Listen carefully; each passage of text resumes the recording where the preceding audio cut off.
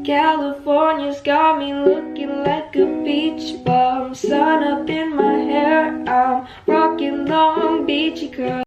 I was hanging with you and then I realized I didn't think it was true. I was surprised when I found out I'd fallen for you. Jadi di sini Dita akan hanya membahas satu poin saja, yaitu mengenai tanggung jawab etika akuntan keuangan dan juga akuntan manajemen. Nah, buat teman-teman nih, para mahasiswa dan seseorang yang mungkin sudah berprofesi sebagai akuntan, sudah tidak asing lagi ya mendengar istilah akuntan keuangan dan juga akuntan manajemen. Meskipun terdengar sama seorang akuntan, tetapi mereka juga memiliki fungsi dan juga tanggung jawab yang berbeda. Nah, berbicara tentang tanggung jawab ini berkaitan dengan tugas ataupun tanggung jawab yang harus diemban dan yang harus diselesaikan oleh seseorang. Anyway, teman-teman semua, di sini Dita bakalan menjelaskan terlebih dahulu mengenai akuntansi keuangan. Nah, akuntansi keuangan ini merupakan suatu bidang akuntansi yang mengkhususkan aktivitas dan juga fungsinya itu hanya berkaitan dengan pengelolaan laporan keuangan bagi suatu perusahaan dan juga penyusunan pelaporan keuangan yang fungsinya tentu saja untuk mengambil keputusan bagi pihak internal maupun pihak eksternal bagi perusahaan. Contohnya saja seorang investor, apabila ia ingin menginvestasikan uangnya untuk suatu perusahaan, tentu saja dia membutuhkan laporan keuangan untuk mengambil suatu keputusan. Nah, berikut ini Dita akan menjelaskan mengenai tanggung jawab akuntan keuangan. Nah, tanggung jawab akuntan keuangan yang pertama adalah menyusun laporan keuangan yang bersifat integral. Tentu saja yang akan digunakan oleh pihak internal maupun pihak eksternal perusahaan. Nah, yang kedua adalah menyusun laporan keuangan sesuai dengan karakteristik kualitatif laporan keuangan yang telah diatur oleh Ikatan Akuntan Indonesia tahun 2004, yaitu bersifat relevan, dapat diperbandingkan antara laporan yang satu dengan yang lainnya, dan yang kedua adalah materialistis dan disajikan secara wajar. Selanjutnya kita akan membahas tentang akuntansi manajemen. Akuntansi manajemen ini merupakan suatu ilmu akuntansi yang memang digunakan untuk menentukan dan juga memberikan sistem informasi akuntansi kepada manajer dan juga manajemen perusahaan untuk mengambil keputusan bisnis bagi perusahaan tersebut. Tentu saja juga digunakan sebagai pertimbangan untuk pelaporan dan juga pengevaluasian. Nah, teman-teman semua, berikut ini adalah tanggung jawab bagi akuntan manajemen. Yang pertama adalah perencanaan. Nah, perencanaan di sini dimaksudkan untuk memberikan suatu rencana suatu perusahaan, apa-apa saja yang diinginkan dan juga diharapkan oleh perusahaan. Dan yang kedua yaitu pengevaluasian. Setelah melakukan suatu perencanaan, tentu saja dibutuhkan pengevaluasian. Pengevaluasian ini berfungsi sebagai memberikan solusi bagi suatu tindakan yang akan dilakukan. Nah, yang ketiga adalah pengendalian. Pengendalian yang dimaksud adalah mengukur prestasi-prestasi yang akan atau yang telah diraih oleh suatu perusahaan dan juga mencari suatu kekurangan dan juga kelebihan bagi suatu perusahaan. Nah, yang keempat adalah menjamin tanggung jawab sumber. Nah, menjamin tanggung jawab sumber ini merupakan apabila adanya suatu pelaporan yang nantinya untuk mengevaluasi suatu perusahaan, tentu saja dibutuhkan adanya kontribusi dari laporan tersebut agar adanya evaluasi dan juga adanya perkembangan efektivitas daripada sumber daya perusahaan. Dan yang terakhir adalah pelaporan eksternal.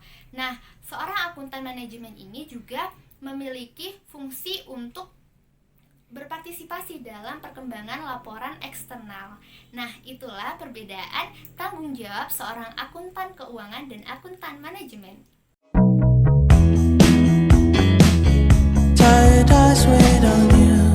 Nah, baiklah teman-teman, di sini saya akan memberitahukan kepada teman-teman ada beberapa standar etika untuk akuntan manajemen, yaitu di sini akan saya bahas 4 etika untuk akuntan manajemen. Yang pertama yaitu ada kompetensi, Nah, di mana kompetensi itu merupakan seorang akuntan harus memelihara pengetahuannya dan juga keahlian yang sepantasnya, mengikuti hukum, peraturan, dan standar teknis dalam membuat laporan keuangan yang jelas serta lengkap, berdasarkan informasi yang dapat dipercaya serta relevan. Nah, yang kedua, kerahasiaan, di mana akuntan manajemen tidak diperbolehkan untuk mengungkapkan informasi rahasia kecuali ada otorisasi serta hukum yang mengharuskan melakukan hal tersebut. Nah, yang ketiga yaitu integritas, di mana mengharuskan untuk menghindari konflik of interest. Maksudnya di sini yaitu menghindari kegiatan yang nantinya akan menimbulkan prasangka terhadap kemampuan mereka dalam menjunjung etika. Nah, yang keempat yaitu objektivitas, di mana maksudnya di sini yaitu mengharuskan para akuntan untuk mengkomunikasikan informasi secara wajar dan objektif dan melaporkan secara penuh atau full disclose semua informasi yang relevan yang nantinya akan dapat mempengaruhi si pengguna untuk pelaporan, komentar, dan rekomendasi yang akan disampaikan atau ditampilkan.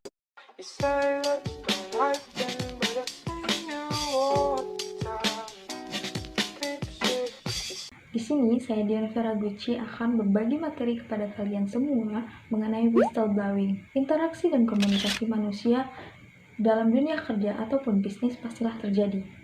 Baik itu dengan rekan satu tim, dengan atasan, mitra, atau konsumen. Semua itu saling terkait satu sama lain. Peristiwa whistleblowing tidak menutup kemungkinan dapat terjadi dalam interaksi tersebut. Terlebih lagi, apabila suatu perusahaan, sistem atau pengawasan dari suatu perusahaan tersebut sudah tidak sehat lagi. Di sini dia akan bertanya kepada kalian semua, apakah kalian tahu apa itu whistleblowing?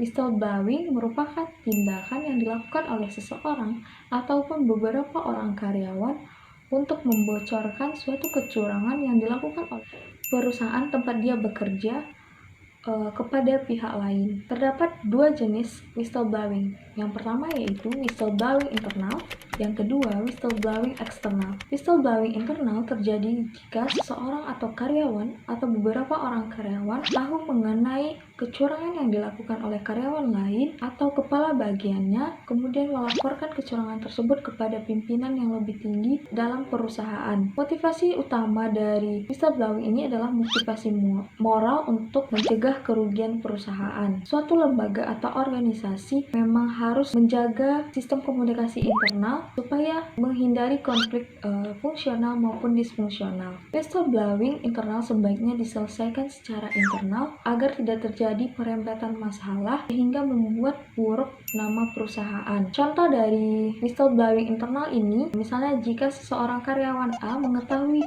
adanya penyimpangan keuangan di suatu perusahaan tempat dia bekerja, kemudian karyawan tersebut melaporkannya kepada direksi atau komisaris, pokoknya kepada pemimpin yang lebih tinggi di perusahaan tersebut. Nah, untuk yang kedua, whistleblowing eksternal.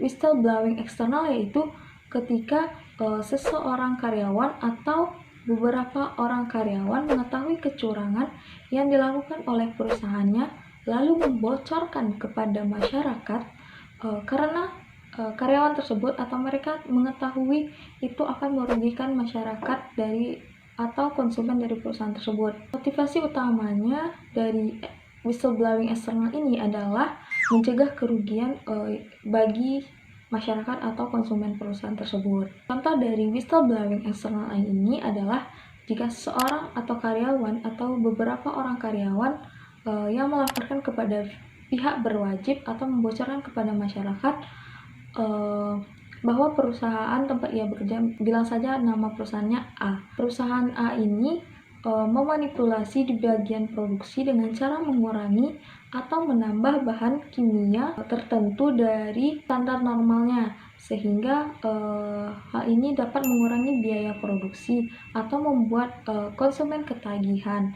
Pada akhirnya perusahaan tersebut mendatangkan keuntungan besar. Demikian pula laporan mengenai manipulasi neraca perusahaan yang mana perusahaan tersebut hanya menginginkan go public gitu. Jadi dia mau manipulasi neraca perusahaan tersebut. Nah, laporan-laporan mengenai kecurangan ini bukanlah suatu bocoran rahasia perusahaan. Setiap karyawan dalam perusahaan atau lembaga mempunyai sebuah kewajiban etis untuk menjaga nama baik perusahaan. Selain itu, setiap orang pasti ingin bekerja di lingkungan yang kondusif dan juga menginginkan perusahaannya maju dengan cara yang sehat.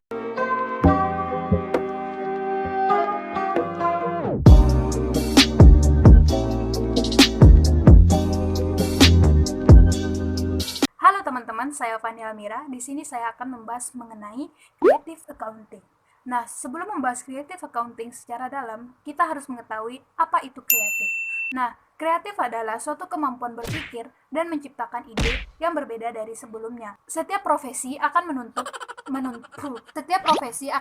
kita untuk bertindak kreatif. Namun, ketika kita mendengar istilah creative accounting, itu akan terbagi menjadi dua paham, yang mana sebagian akan berpikir negatif dan sebagian akan berpikir positif. Hal ini dikarenakan creative accounting melibatkan begitu banyak manipulasi, penipuan dalam penyajian laporan keuangan untuk mencapai tujuannya. Menurut Susiawan, creative accounting adalah aktivitas badan usaha untuk memanfaatkan teknik dan kebijakan akuntansi guna mencapai hasil yang diinginkan. Sedangkan menurut Middleton, akuntan yang dianggap kreatif itu adalah akuntan yang dapat menginterpretasikan gray area standar akuntansi untuk mendapatkan manfaat atau keuntungan dari interpretasi tersebut. Watt dan Zimmerman menjelaskan bahwa ada 3 golongan reaksi yang diberikan oleh manajer terhadap pelaporan keuangan. Yang pertama yaitu bonus plan hypothesis, yang mana sikap seorang manajer akan dipengaruhi dan dipicu oleh bonus yang akan dihasilkannya.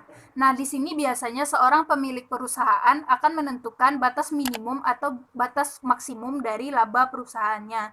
Nah, di sini ketika batas minimum telah ditentukan oleh si pemilik perusahaan, maka manajer akan mati-matian menentukan cara bagaimana laba perusahaan mencapai batas minimum yang telah ditentukan oleh pemilik perusahaan tersebut. Jika misalnya tidak bisa mencapai batas minimum tersebut, disitulah manajer akan menerapkan creative accounting sehingga tujuannya tercapai untuk mendapatkan bonusnya. Kedua yaitu debt covenant hypothesis, yang mana merupakan sebuah praktek akuntansi mengenai bagaimana manajer menyikapi perjanjian hutang. Sikap yang diambil oleh manajer atas adanya pelanggaran atas perjanjian hutang yang jatuh tempo akan berupaya menghindarinya dengan memilih kebijakan akuntansi yang menguntungkan dirinya. Ketiga yaitu political cost hypothesis, yang mana merupakan sebuah tindakan yang bertujuan untuk menampilkan laba perusahaan lebih rendah lewat proses akuntansi. Nah, tindakan ini dipengaruhi oleh jika laba meningkat, maka para karyawan akan melihat kenaikan laba tersebut sebagai acuan untuk meningkatkan kesejahteraan melalui kenaikan gaji. Nah, di sini pelaku creative accounting sering juga dipandang sebagai opportunities. Dalam teori keagenan dijelaskan adanya kontrak antara pemegang saham dengan si manajer yang mengelola perusahaan, di mana manajer bertanggung jawab untuk memaksimalkan laba yang diperoleh oleh perusahaan, yang mana hal itu akan berujung kepada kesejahteraan pemegang saham beserta lain-lainnya. Dengan begitu akan muncul pertanyaan, apakah creative accounting legal atau etis untuk dilakukan? Menurut Velasquez, etis atau tidaknya perbuatan dilihat dari apakah perbuatan tersebut tidak merugikan orang lain. Cara pandang seseorang dan pengalaman seseoranglah yang akan berpengaruh terhadap etis tidaknya suatu perbuatan. Sehingga acuan terbaik dari creative accounting atau earning management adalah standar moral dan etika.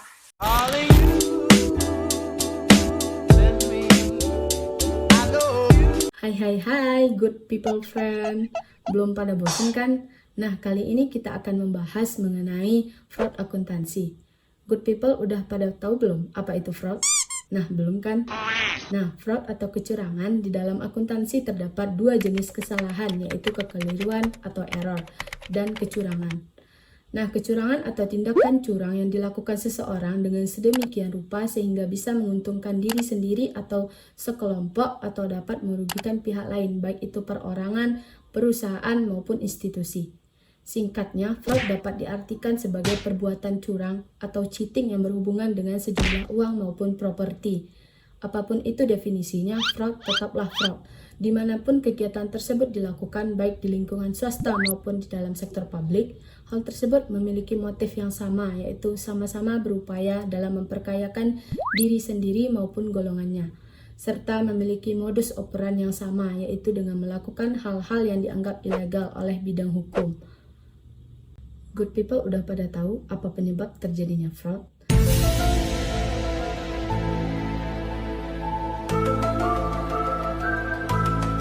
Nah, ada banyak cara yang bisa dilakukan untuk berbuat jahat, tak terkecuali juga cara untuk menipu. Penipuan bisa terjadi di mana saja dan kapan saja. Salah satu yang cukup populer adalah fraud triangle. Pernahkah good people mendengarnya? Nah, fraud triangle bisa diartikan sebagai segitiga penipuan. Artinya sebuah skema kerja yang dirancang untuk menjelaskan alasan dibalik keputusan pekerja dalam melakukan penipuan di tempat kerja. Nah, yang pertama, tekanan. Adanya faktor tekanan merupakan sebuah faktor awal yang membuat seseorang melakukan tindakan kriminal di tempat kerjanya. Tekanan ini biasanya datang dari individu yang memang sedang dilanda tekanan yang membuat dirinya tidak lagi mampu berpikir secara logika dalam menyelesaikan masalah keuangan. Contoh tekanan yang memaksa adalah utang piutang, kebiasaan berjudi, atau untuk memenuhi kebutuhan gaya hidupnya yang konsumtif. Nah, yang kedua, peluang atau kesempatan. Untuk dapat merealisasikan apa yang menjadi keinginannya dalam membayar segala kebutuhan hidup, maka sebuah peluang atau kesempatan yang ada di depan mata adalah hal yang tidak akan dia lepaskan. Peluang dan kesempatan ini hadir karena adanya faktor kelalaian perusahaan, yaitu kontrol internal perusahaan yang lemah dan manajemen perusahaan yang kurang mampu memantau pekerjaan secara detail. Nah, yang ketiga, rasionalisasi atau alibi pembenaran dari tindakan pidana penipuan. Rasionalisasi ini timbul biasanya dalam rangka pembelaan diri. Ada banyak alasan yang muncul dari tersangka jika diajukan pertanyaan. Contoh bentuk realisasi yang ditemukan, perusahaan sudah banyak mengambil keuntungan yang berlimpah, gajian tidak sesuai dengan keuntungan yang didapat perusahaan. Nah, fraud triangle ini biasanya dikaitkan dengan pihak internal dan eksternal. Pihak internal orang yang dalam perusahaan yang berbuat curang, sementara faktor eksternal pihak-pihak vendor yang terkait dengan menyediakan layanan dan jasa yang digunakan untuk operasional perusahaan. Sekian pembahasan kita kali ini mengenai fraud akuntansi.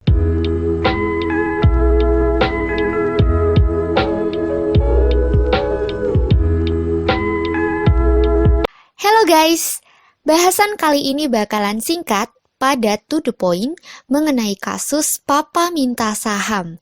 Terdengar lucu memang, tapi kasus ini benar adanya. Ketika Sudirman Said, SS, seorang Menteri Energi dan Sumber Daya Mineral (ESDM), melaporkan rekannya SN ke Mahkamah Kehormatan Dewan atau MKD. Nah, SN diduga telah meminta sejumlah saham PT Freeport Indonesia dengan mengatasnamakan Presiden Republik Indonesia. Ya, walaupun akhirnya kasus tersebut dinyatakan berakhir oleh MKD setelah SN mengundurkan diri, bukan berarti perseteruan antara SN dan juga SS berakhir begitu saja. SN malah kemudian melaporkan SS terkait UU ITE nomor 11. Pada kasus ini, SS mengambil peran sebagai whistleblower dengan melaporkan tindakan SN yang melakukan pelanggaran kepada MKD. Sebenarnya, tindakan SS mencoba menggunakan kekuatannya untuk mengubah perilaku dari anggota organisasi terkait pada perilaku anggota DPR. Nah, namun kita lihat saja, pada kenyataannya banyak sekali orang yang tidak mau melakukan tindakan ini. Ya, tentu saja karena mereka takut akan adanya pembalasan dari pihak yang dilaporkan. Dan juga perasaan yang mengkhianati perusahaan dengan tindakan mereka sendiri. Bagaimana tidak, melaporkan kejahatan, malah kita yang dilaporkan balik. Tentu saja, melihat SN melaporkan balik tindakan SS membuat orang lain kemudian dapat menciutkan keinginannya untuk menjadi seorang whistleblower. Bahkan, SS merasa menjadi terdakwa karena dicecar begitu banyak pertanyaan. Ya, seharusnya seorang pengadu itu dimuliakan, bukan? Bukan malah justru dianggap sebagai orang yang bersalah. Nah, bagaimana pendapatmu? Apakah whistleblowing bisa dikatakan sebagai pahlawan atau sebagai pengkhianat perusahaan? Terlepas dari itu, whistleblowing adalah suatu tindakan yang berharga untuk mengungkap korupsi, kecurangan, kesalahan manajemen, dan semua kasus kecurangan lain di perusahaan.